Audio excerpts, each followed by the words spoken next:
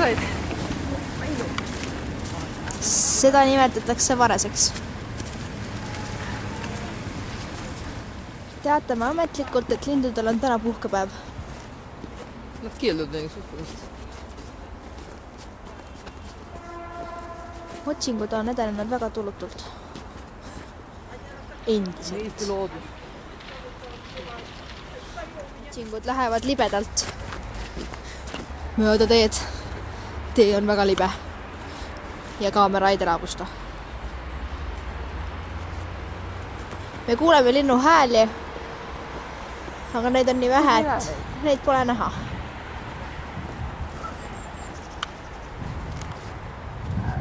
Meie suureks üllatuseks on snellitiik ära külmunud, seega pole näha eriti ujuvaid parte. Peaks vabustada juttu partist. Tuvastasime silmapiiril kera. See on vares endiselt. Seega meil on 2 varast. Üks lendab seal, seal. Oot, väiksem lind nähtavuses ja juba kadus. See on meie reportaaž siit praegu. Tuvastatud on veel 2 lindu. Istuvad varesed, kellest ühte te näete, teist ei ole võimalik kaamerate saada. Ja mu käsi pole kuigi tasa. Me leidsime parte. Kas te näete partid? Me kohe tuleb reportaaž veidi lähemalt. Hetkel on meie jaoks ja me oleme leidnud esimese linnukoloonia, kui seda nii võib nimetada. Palun väga.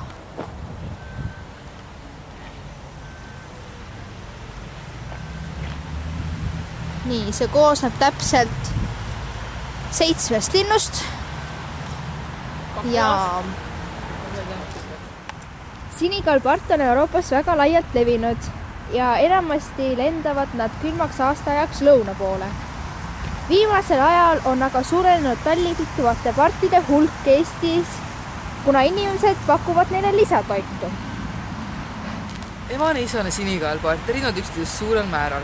Ja nüüd me tutvustame teile neid mõlemaid lähemalt.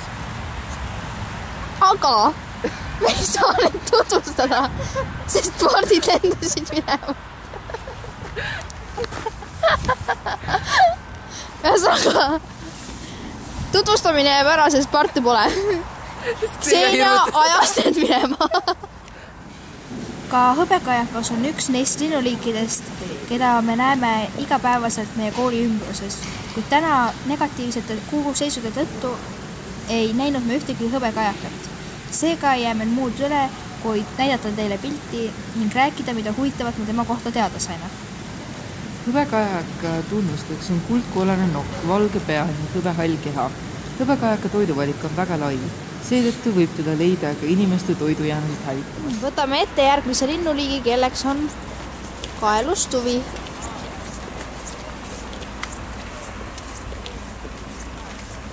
Kaelustuvi on harjunud elama kõikjal, kus leidub pesapaiku ja toitu. Ta toitub seemnetest, puuviljadest ning noortest taimeosadest.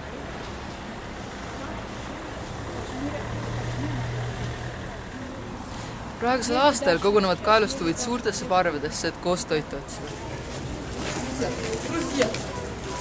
Kaelustuvi.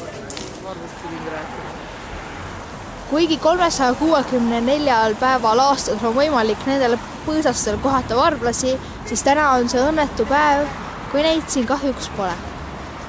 Seega meil jää üle muud, kui me näitame teile raamatust varblase pilti ja räägime, mida huvitavat tema kohta teada saime. Koduvarblane on üldlevinud paigalind Euroopas. Vaatamata tema väikesele kasvule on tegemist väga julge linnuga, kes toidu hankimiseks on nõus inimesele päris lähedale tulema.